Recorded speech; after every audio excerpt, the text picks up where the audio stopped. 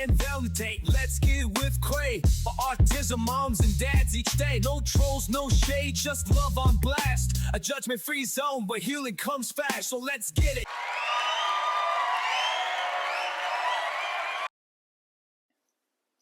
Hey guys, welcome to Vent and Validate episode 8. I am Cray, and today we're going to discuss IEP meetings. Yes, IEP meetings. We will be hearing from a father that is really frustrated with his son's school, just navigating through the whole IEP process and just getting the answers that he deserves and getting the help that his son really needs. So, before we get started, I want to thank each and every one that showed me so much love for this podcast. I really do appreciate it. Now, if you have not already, hit the like button and subscribe. Also, go ahead and share this podcast with your fellow autism moms and dads. We really need to grow this channel and to stay informed. Now, if at any point you want to go ahead and put in the comments, go ahead and comment on your IEPs with your children. Are you okay with the whole process? Are you easy breezy? Or it's been a long journey, but you're coming along just fine. Whatever it is, go ahead and put in the comments below as we speak. All right, now let's go ahead and do our daily affirmation.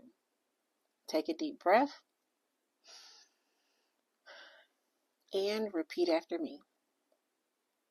I am doing my best, and that is enough. My love, patience, and strength makes a difference, even on the hardest days. I am the parent my child needs, and together, we're growing together in our own way. Awesome. Now, we're going to be discussing IEP meetings. And again, this is from a frustrated dad, and he just wants answers. But it just seems like he's not getting anything at this point. So, listen along as I go ahead and read his entry. Now, Dad writes, I'm writing this letter just not as a father, but as a man who is beyond frustrated with this process. Every time I walk into these meetings, I hold onto a sliver of hope that this time it will be different, that we'll leave with a real, actionable plan that helps my son thrive. But instead, an hour goes by, 5 professionals just sit around the table, and I walk out with nothing but more questions and the same vague promises. Now, I hear a lot of discussion, a lot of, I'm going to put up quotes, we'll look into it, and plenty of paperwork. But where is the actual support my son needs? He goes on to say that where is the individualized plan that takes into account of who he is, not just what's convenient for the system. Also, he says, I don't need another list of accommodations. That doesn't get enforced. Also, another vague goal that doesn't challenge him, or another polite reassurance that we're doing our best. Because frankly, you're the best, your best isn't good enough. Not when my son is struggling. Not when another school year is slipping away. Not when I'm watching him get left behind while I sit yet another meeting that leads to nowhere. I want solutions. I want a plan that considers his strengths, his challenges, and his future, not just what fits inside of a neat little box on an IEP form. I want a real collaboration, not just a meeting to check off a requirement. So tell me, when does this process start working for him instead of it just working for you? Whew. Okay. This is from Dad. And I'm going to start off by saying, Dad, we absolutely love you. You are amazing, and we get it. We see you, and we're behind you 100%. This is something that a lot of autism moms and dads, or just parents with special needs children, struggle with. Because whether most people know it or not, that is one of the main things. When your child is going, you want to make sure that not only they're getting the best care as possible, being treated well, but having a plan that works for them that can lead toward progress. Now, progress looks different to everyone. It's basically a box of crayons. No one's progress is going to look the same, right? So, depending upon that kiddo, your progress may look different. But at the end of the day, we all want progress, no matter what that looks like. And I really feel bad for dad, because if you really listen to his letter, he says that the school is saying we're doing the best that we can. You know, basically, I feel like that they're treating him as a number, as opposed to a child. Now, we all know Johnny, Jane, and Jacob will not have the same IEP. You can't just go down the list and say, okay, if this doesn't work, this works. If this doesn't work, it doesn't work that way. And I really feel bad that he has to go through that, because it doesn't seem like that they're treating him as an actual, well, I can't say as an actual child, but just as a number. Now, I'm going to give you some tips, if you haven't already, Dad, that you could actually use. Now, for me, being really assertive, and I'm sure parents will agree, you have to be very, very assertive. You don't have to get angry, upset. We're going to keep away the cuffs. Remember we said in the earlier episodes. But you do have to stand your ground. And you are your child's advocate. You are that voice. You are the barrier between them and progress. You have to communicate to these administrators that this is what I expect, this is what I want, this is what I'm not happy with. Now, with me, and I am by no means an expert, but I have at least 2 children in a couple of years in experience. IEP meetings are what? Every couple of months. So I've gotten some pretty good track on it. But for me, it was kind of tough at first, because you're so right. So much information thrown at you at once. So much. And the way to navigate through that is, for me at first, what I did was I will write down all the questions that I had, look over them, make sure I didn't miss anything, because for me, I cannot, it's like I'm always forgetting stuff. So I will write everything down and then take a pen and pad with me. Any highlights, anything that I didn't like, I would immediately write it down, circle it, and address it. And the thing is, being,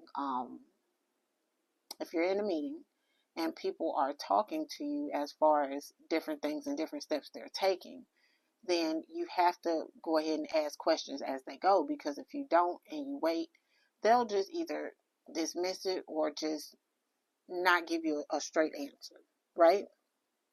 Now, you may just be faced with writing all your questions down, writing everything that you don't like about what's happening to your child. And when that meeting happens, then you take the floor. Instead of going around the room, hello, I'm Jane, Johnny, Jacob. Hello, I want to speak. Because the thing is, again, you have to be that advocate.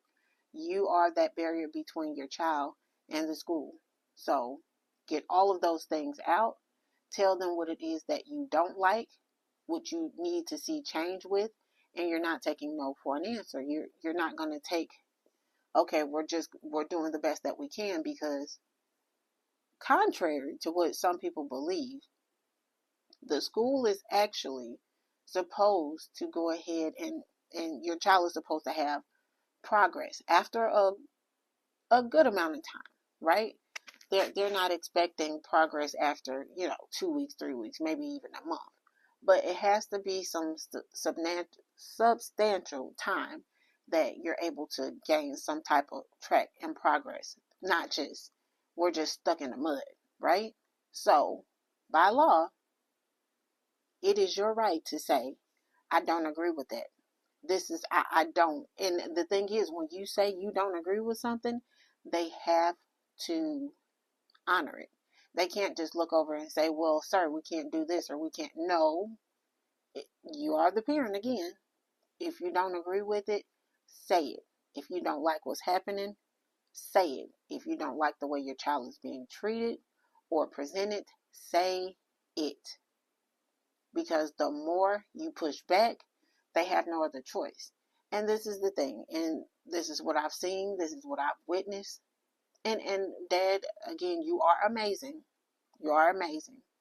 But the more that you just sit back and you say, well, okay, well, maybe, and you're just listening to them, just telling you what it is they're doing their best, you have to constantly and it's draining.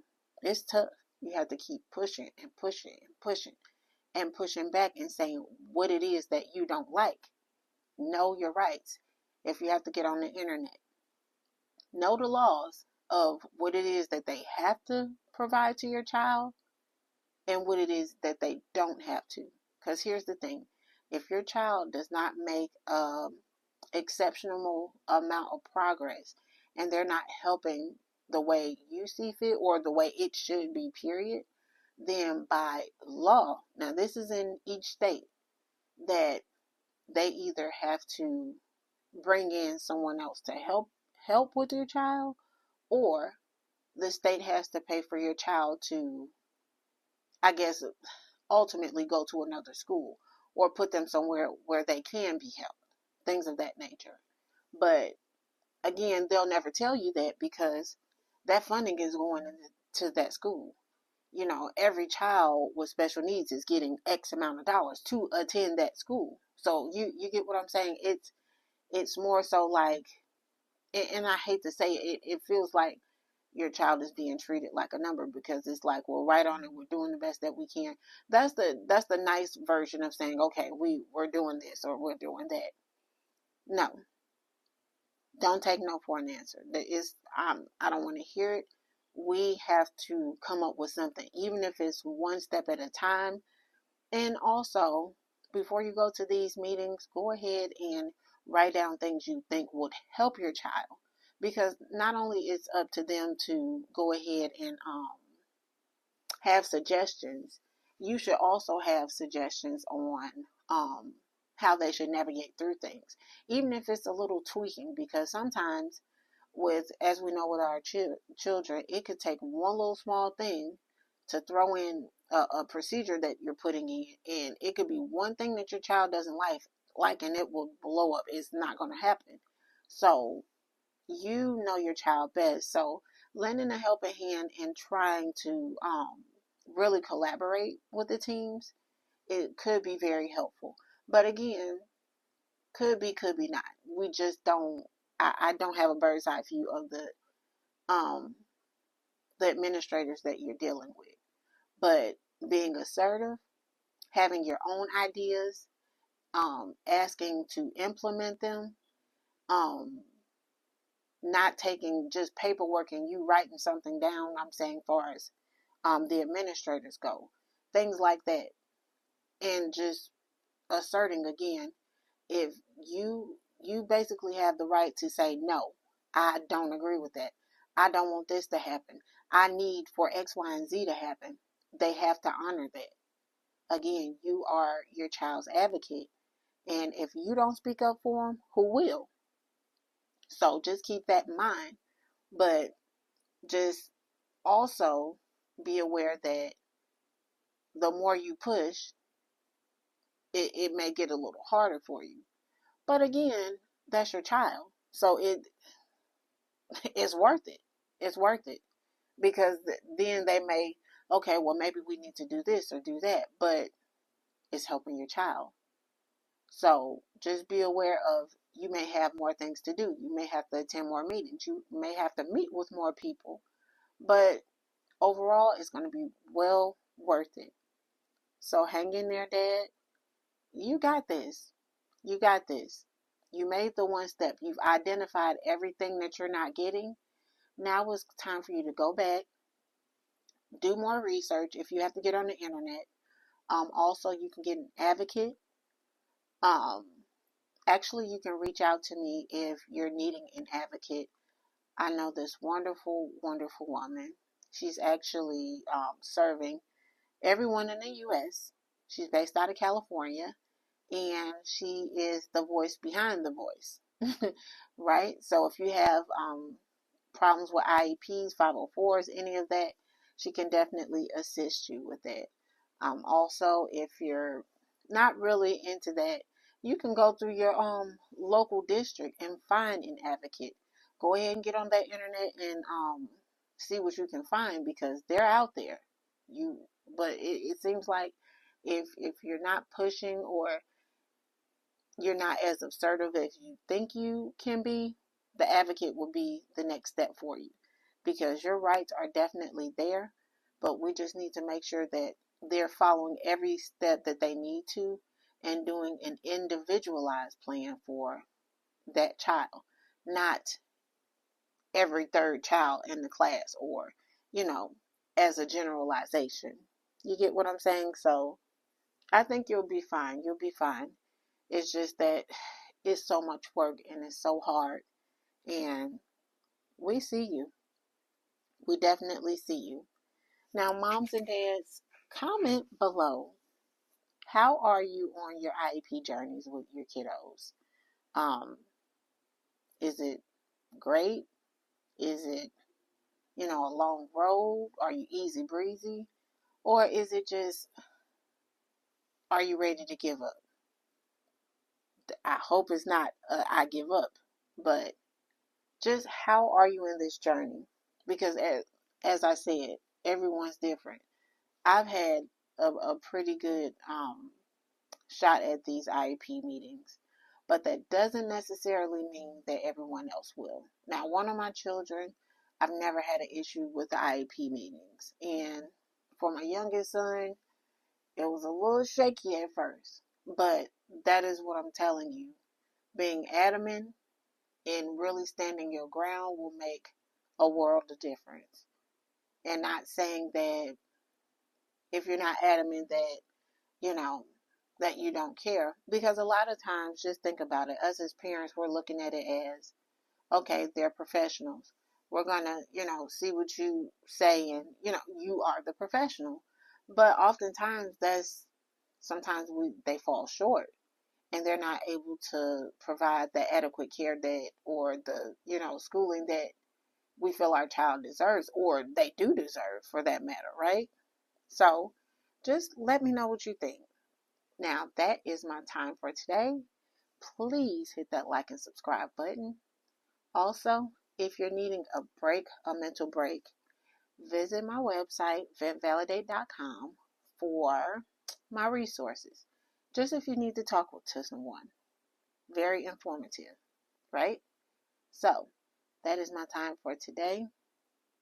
And I will see you again on episode 9. Take care and have an amazing day. Bye.